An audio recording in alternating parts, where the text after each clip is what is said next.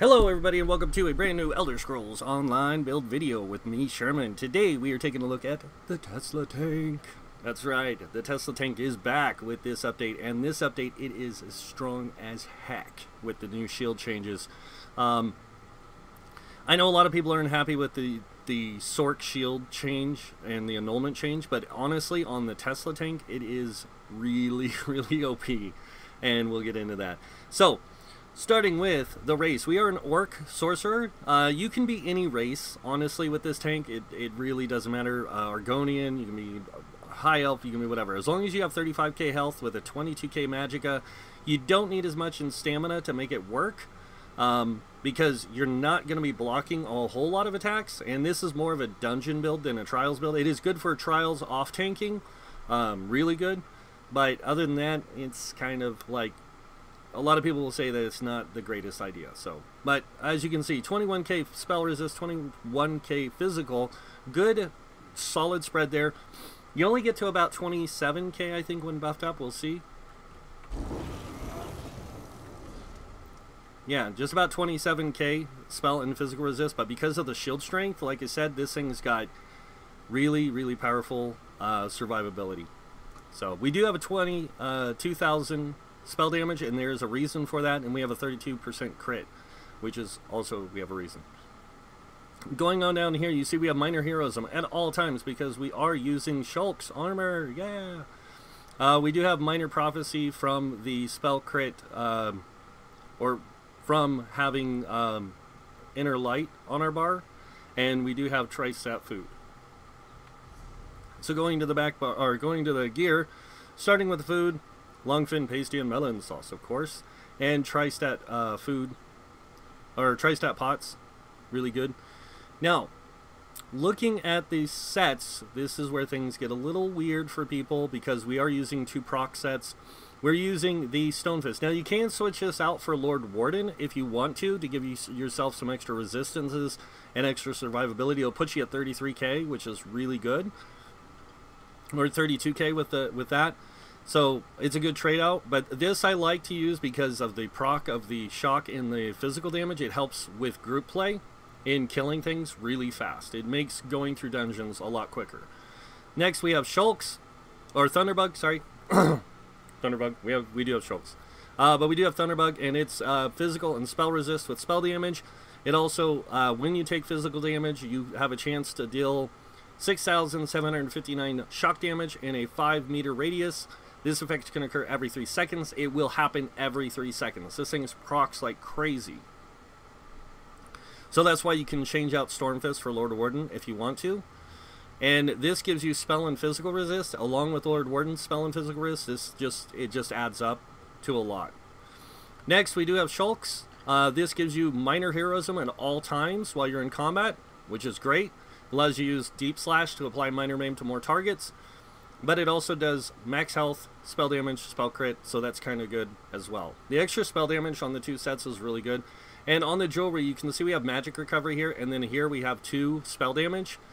You can go to magic recovery, and then like regular magic recovery, and then 1 infused spell damage.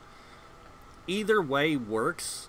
It's really up to you on this. You do want a little bit higher magic recovery if you're going to go for something like this, though. Next up, we have our sword and shield, which we are using a sturdy shield with a infused sword with treasure enchant. On the back bar, we are using a weakening enchant because we are using Wall of Elements. We can keep weakening up 100%. It's awesome.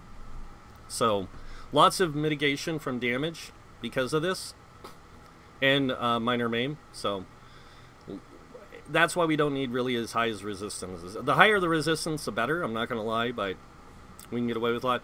We're running 3 infused with tri-stats, and then the smaller ones are sturdy with health. And we are using a light and medium monster set. So, again, up to you what you want to do with the monster set. Now, moving on to skills. Make sure you get all your class passives. It's very important for this build to have all your class passives because you are using skills from each tree. And the more skills you have, the better, more effective this build becomes. So, just letting you know. Alright, weapon passives, sword and shield, all the passives. Destruction staff, all the passives. And then moving on to the armor, light armor, you're going to want the top 3, medium armor, top 2, bottom 1, heavy armor, all of them. You can make this build in a light armor also, but if you do, you got to use brass, fortified brass to get the resistances up high enough to make it really, really powerful, or you have to use shulks on, or Thunderbug on the jewelry, sword and board, and staff with Lord Warden as the monster set, and you'll end up with about the same resistances as you do have here. A little bit higher spell, a little less physical, but it'll be about the same. So, and that's using sturdy gear. Alright, so moving on, soul magic, soul summons, soul lock, and if you want to go for the higher crit, light armor is better. Fighters Guild, you just need Intimidating Presence. Mages Guild, you want to get in Persuasive Will and Magic Controller. This increases your Magicka, max Magicka by 2% for each Mage Guild ability you have on your bar. You are running 2, or running it 1 on each bar, so it's like you get 2% no matter what, so it's 7% max Magicka. Now, a lot of people will say, why aren't you using this, the Bound Aegis, because this has that 6% block mitigation for 3 seconds, and it gives you max Magicka. It's good to have, but you lose so much in crit, it makes this build kind of weak. I'm not going to lie. It's better if you're playing a more meta-type tank to go with Bound Aegis. So back to the guild. Psijic Order, you don't really have to use anything from here because this build's pretty self-sufficient. Undaunted, Inner Rage, you can take this if you want it, and you can put it on the back bar in place of Dark Deal. Dark Deal's here just for the health and stamina return, but you won't be using it a whole lot because you don't need it. Again, one of those things, you don't need it. Alliance, you don't need any passives. Racial skills, you want to make sure you get all your racial passives. I chose the Orc, and there's a reason why me and Killer Mech like the Orc for this, because you get the max health and stam, and you also get the 5% healing received, and that's really good on this. So, and you get Swift Warrior, which kind of helps, not gonna lie. Alchemy, medicinal use, and then provisioning, gourmand, and connoisseur. Now, going over the skills on the bar. First bar, we do have Pierce Armor. I think I have Heroic Slash. I meant to take Deep Slash, but you can easily change that if you want. I'll go ahead and do it just because.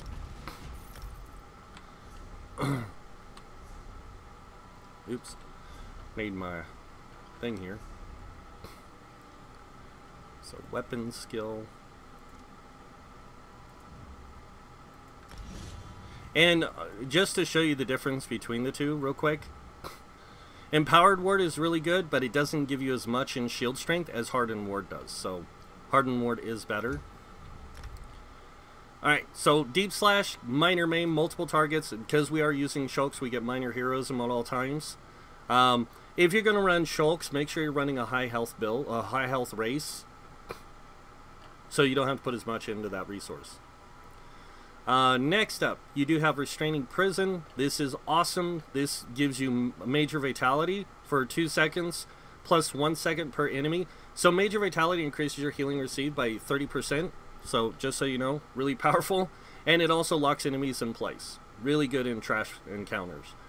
Next ability we have is Hardened War. This gives us a really decent damage shield. This is based off Max Magicka. As you can see, it's a 924 damage. For 6 seconds, it absorbs 20% more with Conjured Ward. Damage shield strength is capped at 50% of your max health. We do have points in the Bastion. If I don't have points in the Bastion, I actually lose out on the shield strength. So Bastion does play into this, guys. It goes down to like 600 and something. It's crazy. Next up, we have Inner Light. This gives us Max Magicka and Major Proficiency, which we need. And then, of course, the next ability we have is Greater Storm Atronach. It's a very powerful ultimate, mainly used in trash encounters, and sometimes in some boss encounters. If you can pull it off, you can get this out pretty quick. And then on to the back bar, we have Blockade of Storms. This is a Wall of Lightning. It also has a greater chance of keeping concussed on your enemies. Really, really important. Then we have Dark Deal. Dark Deal gives you health back, costs Magicka, and it gives you stamina. And then extra stamina over 20 seconds. Pretty good. Next, we have Power Surge. This is a heal Very, very, very powerful heal. Now, Dark Deal, you can go with this one that costs stamina. It gives you Magicka. That would actually be a little better, to be honest. But it's up to you how you want to run the build. But Power Surge is really important. You want that max weapon damage, sorcery. But you really want it for the heal. Anytime you crit, you heal yourself. This is going to be your heal. And it keeps you maintained very easily. Next up, we have Boundless Storm. This does damage to enemies every second for 23 seconds. It also gives you Major Ward, Major Resolve, increasing physical and spell resist. And it gives you Major Expedition for 4 seconds. Not really needed, but it helps when getting to mobs. Or move to a boss really quick. So cast this, run to the boss, drop your Wall of Elements. You get the idea. Next up, we have Inner Light again for the increased max Magicka and Major Prophecy. Really important. You can switch this back bar, though, if you want to Bound Aegis. That's up to you. You do get Minor Ward, Minor Resolve with it, which is nice. So, and then Warhorn, of course, Aggressive Warhorn. Max Magicka, max Stamina, 10% for 30 seconds. And Major Force, increasing critical damage by 10%. So, or 15% for 9.5 seconds. And this does apply to you, so it's really nice. Alright, so that's the skills. Now moving on to CP. Starting with Red Tree, 66 on Ironclad. Why not 81 like some of the other tanks? Well, the reason I went 66, I'll show you guys in a minute. But it's basically so you can get the extra healing received. So 22% damage mitigation from direct damage. You lose 2%. It's not a whole lot. You're not going to notice it really. 56 in a Hardy and Elemental Defender. Both of these giving you 12% Flame, Frost, Shock, Magic, Disease, Poison damage reduction by 12%. Really good. 31 into Thick Skin. This increases our damage over time effect by 13%. This does stack with this, giving us a 30% or 30% or 25%. Sorry, damage reduction from damage over time effects. And then we do have 1 into Spell Shield, just because we had 1 point left over. And then we have 40 into Bastion. This increases our effectiveness of damage shields by 16%. 19 into Quick Recovery, increasing our healing received by 5%. And then with the Orc having an extra 5%, that's a 10% increased healing received. Makes that Critical Surge heal us for a lot more. And then 1 into Heavy Armor Focus. Moving on, 56 into Warlord, reduces the cost of Break Free by 20%. 23 into Bash Focus, reducing bashing cost by 14%. We do bash a lot. 43 into Arcanist, increased magic recovery by 10%. 43 into Tenacity, increasing stamina and magic recovery by 10% from fully charged heavy attacks. We're going to be heavy attacking with our lightning staff quite a bit. So, and then 56 into Shadow Ward, it reduces block cost by 20%. 48 into Tumbling, reducing our dodge roll cost by 18%. With the 1 medium armor, we get a 4%, so a 22% reduced dodge roll cost. Really excellent. And then 1 into Befoul. Moving on to the Blue Tree. 48 into Elfborn. This increases our critical heals by 18%.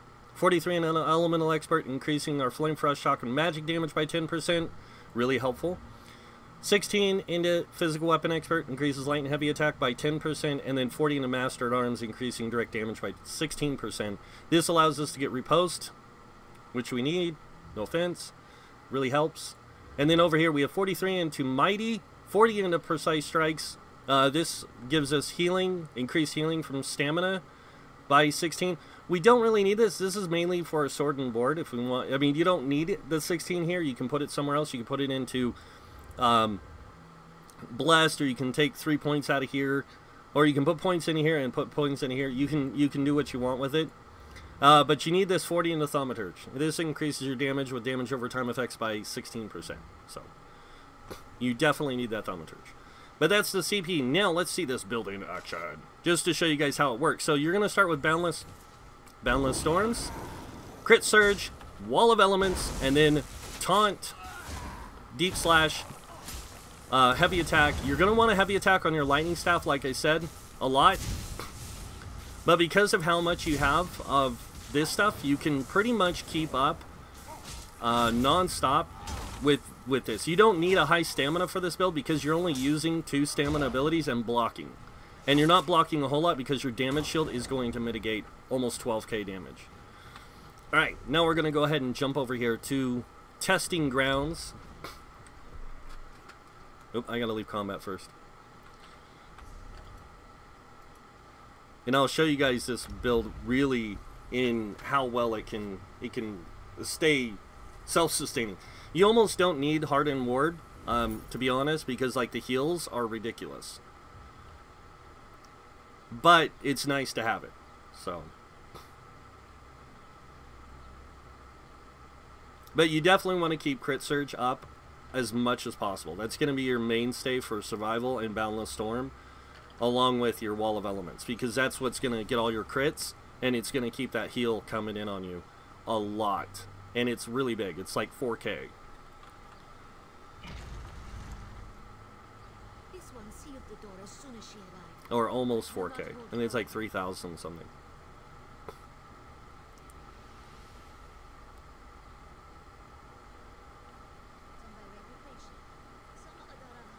Go ahead and go in here. Oh no, he's in here in veteran mode.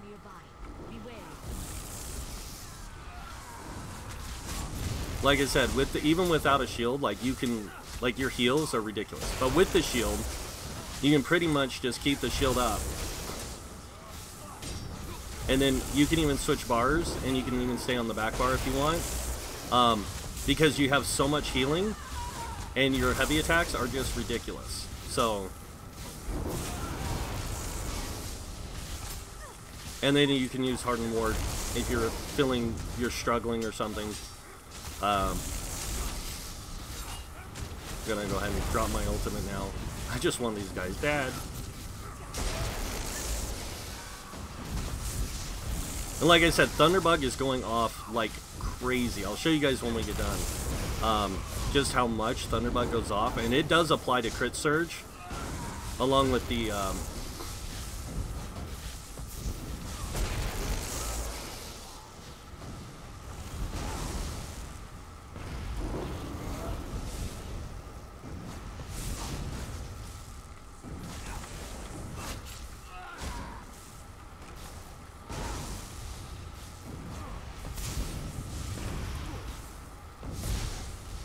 since there's not a lot of enemies, I don't need the shield anymore. I can just do this.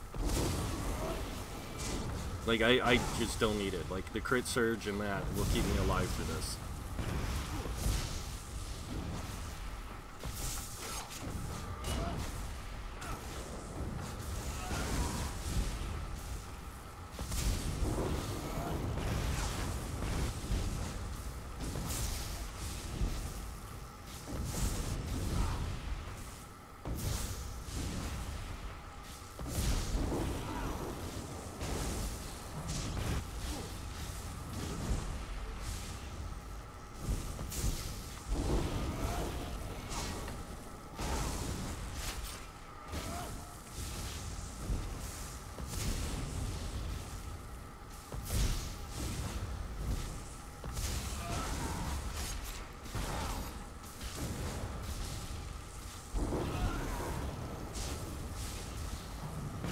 And 32 seconds of something that's crit healing is ridiculous anyways, so.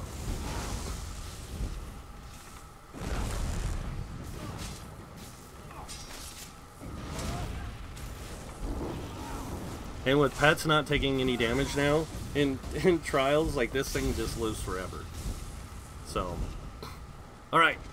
So now that that's over, we can wait for this to end, and I'll just go ahead and pull this up. Just because, like I said, I want you guys to see for yourselves. Thunderbug procced for friggin' a lot. And so it had a 16% crit time thing, you know, but it was doing 4,767 on average. Its max damage it did was 6,070, and it was pretty much up all the time. So, like, it was proccing all the time. Like, I think you can see minor vulnerability we had up 13%. Weakening enchant was up 12, because I wasn't doing, like, a tank thing. Crusher was up 4%. But if you have this set up right, you can keep this stuff non-stop, like, all the time. It's crazy. So. And our spell damage was at 2445, and we crit Our normal damage was 74,000, but our crit damage was 25%. That's why we could heal through most of that. But yeah, it's just crazy, like how often this stuff procs and everything. Like Blockade of Storms, Stormfist, and Thunderbug were up non-stop. So,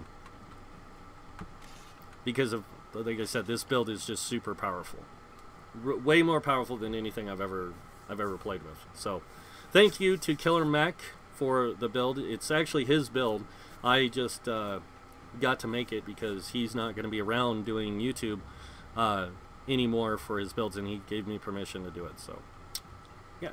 So if you guys like this build, hit that like button. If you guys want to see more builds by me, you can hit that subscribe button. Other than that, I want to thank you all for watching. Until next time, have a wonderful day, and this guy might see you in game. Bye.